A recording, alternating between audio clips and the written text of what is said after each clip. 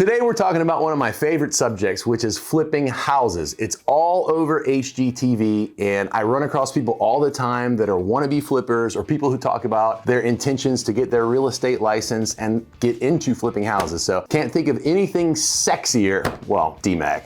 We could think of a couple things that are sexier, but today we're talking about flipping houses and how to do it profitably, and it starts now. So today I'm going to give you pointers, but these pointers are the foundation of flipping profitably. So without further ado, number one, you only always make your money going in, or said differently, you make your money when you buy right. So there's virtually nothing you can do as an investor if you overpay for the property at the outset. As a sidebar, if you do find yourself in a situation where you've overpaid, you'll essentially want to compare two options. Option A is, what am I willing to take as a sales price, or maybe like a lower profit, or hopefully break even, not a loss, in order to move on from this property. Then you compare that with option B, which is, can I make the property a rental property and still hang on to it for a year, 2 years, or 5 years while it can appreciate and while the debt can be paid down? So having a rental option as a backup strategy is always smart. As a matter of fact, I recommend that it always be a backup plan for a couple of reasons. Real estate, number one, is very forgiving. And secondly, the market can change quickly, things can happen, and it doesn't sell where you thought it would. I've only ever purchased one losing property, and I've done 60 or 70 flips personally, and I've been involved with hundreds more with other investors. I've only ever missed on one. We purchased the property in the summer of 2019. So it was really, I didn't even purchase it wrong. It was just bad timing. It was by far the largest flip we'd ever done. And I'm not gonna say it was a luxury home, but for us at the time, it was like a huge step up in price range. So we kind of went into it a little trepid because this was a big move for us. The renovation took about 4 months. And so we bought it in the summertime, and then we ended up listing it around Thanksgiving. So, which for those of you who pay attention, that's essentially the beginning of the winter months, or the slowest, approximately 3 or 4 months of the real estate calendar. And sure enough, that was the case for us. However, post-Christmas in January, we got a contract. Yay, got a contract. We were super pumped because we knew we were about to make a killing. This was gonna be like one of those $80,000 profits, which was gonna be massive for us at the time. We'd never made more than like 40 G's on a flip. So this was like doubling our previous best. But as fate would have it, the loan fell through, and so we were relisting the property in March of 2020. And if you remember back to March of 2020, DMAC, we were just talking about this, that's when COVID-19 swept the nation and banks locked down for several months. Actually, fear swept the nation, and that included Rachel and I. This was the biggest deal. Like I said, this is the biggest deal we'd ever done. We went through the winter months, then we finally got a contract, had a fall through, panic totally set in. We started freaking out. So I immediately started calling the banks that we work with to see if they would refinance the property as a rental. Turned out the banks that we work with didn't want the rental, and matter of fact, they weren't really funding deals at all.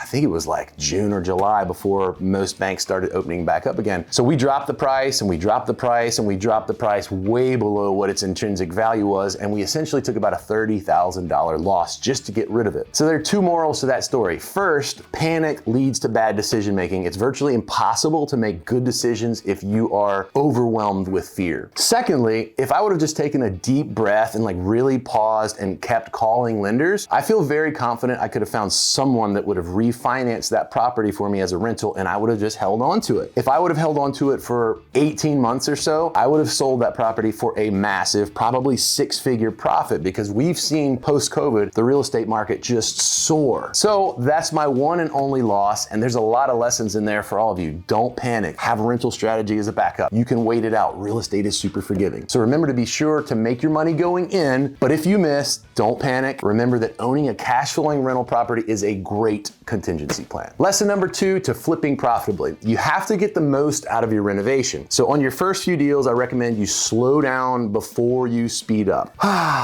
So what does that mean? That means be sure to take your time up front on the front end to plan the project out. If you speed into it not knowing what you're doing, you are invariably going to crash into something. So take a minute and look at the project, and if you're new, I really want you to take some time and walk the property inside and out 5 or 6 times before you even start taking notes for your scope of work. So, and even do this over a stretch of a day or two. Walk the property, imagine what you want it to look like, take detailed notes, do it 2 or 3 times, come back, do it again the next day. What type of light fixture do I want in the master bedroom? What type of light fixture do I want in the living room? Do the door knobs and door hinges need to be swapped out so they can all match? Do all the doors in the house open and shut properly? Really take some time and imagine the finished product that you want to create. And this is why I love flipping, because it's artwork within real estate as a business. So there's so many things that make this fun, especially if you're a little bit creative. And these things that you're gonna write down on paper that you're imagining as your finished product, this is the origin of your scope of work. Dylan, can we hit him with the definition of scope of work?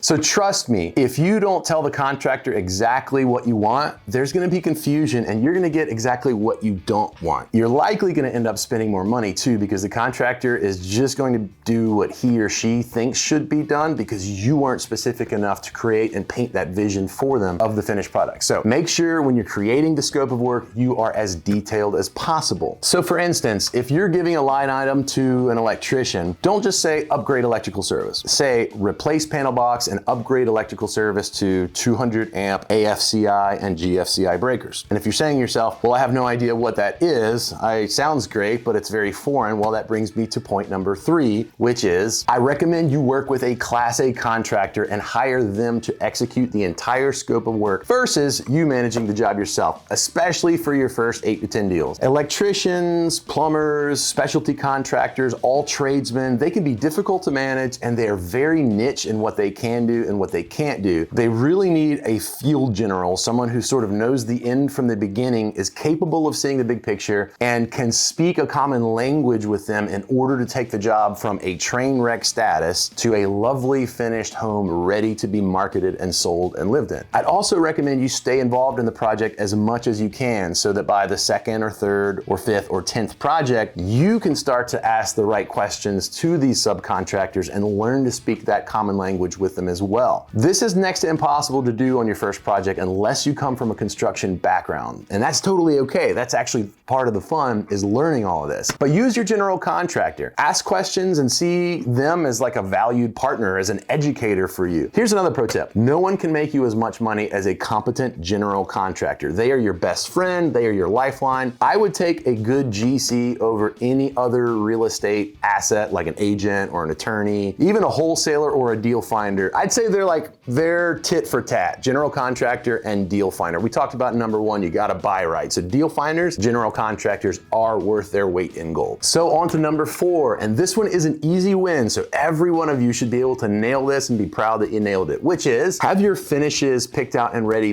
before the project starts. Have those decisions done and made and in the bag before the project date kicks off. Too often a contractor will say, hey, we're ready for tile, we're ready to install tile, we're ready to install LVP. You don't want to be like, what? I'm supposed to have tile ready? Because if you're like me, I'll be calling Rachel and asking her what tile we should get, and then we'll be freaking out because we only have $1.50 per square foot to find tile and we can't find anything. 3 days later, we still haven't gotten tile, and the contractor's like, screw you, buddy, I got another job. I'm gonna be back in 2 weeks, and the whole thing falls apart. I've seen it happen. Don't let it be you, just because you didn't have your tile picked out. So pick out all of your finished materials up front, decide who your suppliers are. Actually, better yet, if you know who your suppliers are and you really want to be ahead of the game, ask the contractor for a materials list, and then you just go buy the stuff and have it sitting on the site when your contractor is ready to start, and he never even has to ask you for it.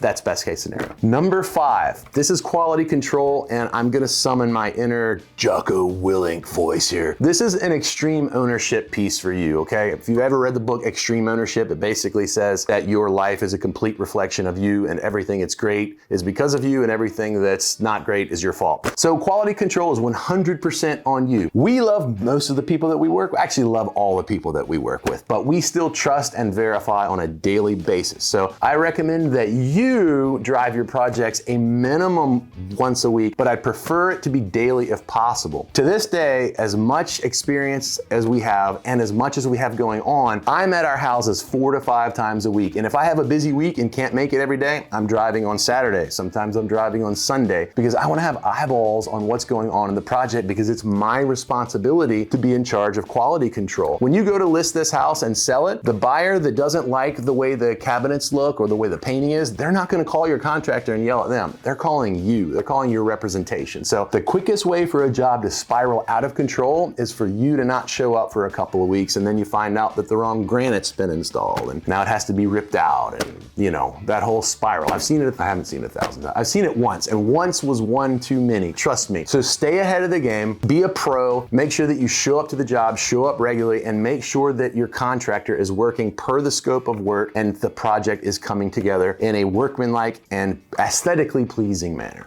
So there you have it, guys, the 5 basics of profitable flipping. Number 1, buy right. Make your money going in. Number 2, maximize your innovation with a detailed scope of work. Number 3, work with a GC, especially if you're new and in the beginning phases of investing, and learn everything you can about the language of contracting. Number 4, have all of your selections and even your materials ready and in place and on site if possible. And number 5, take extreme ownership of quality control. If you don't, no one else will. I hope you enjoyed this video, guys. These 5 tips come from a massive amount of experience and some heartbreaks as well. As I told you the story of the one deal I actually lost money on. Boo-hoo, I lost on one deal out of like 80. If you guys have more questions on this stuff, please feel free to comment below, like and subscribe. If these videos are worth something to you, that would be awesome. There's way more in-depth stuff that we could get into as well. All I've given you is just the tip of the iceberg. This was a very broad overview of the extremely intricate and fun business of flipping homes. So I'd be happy to answer any of your questions. I sincerely hope this video helps you get started,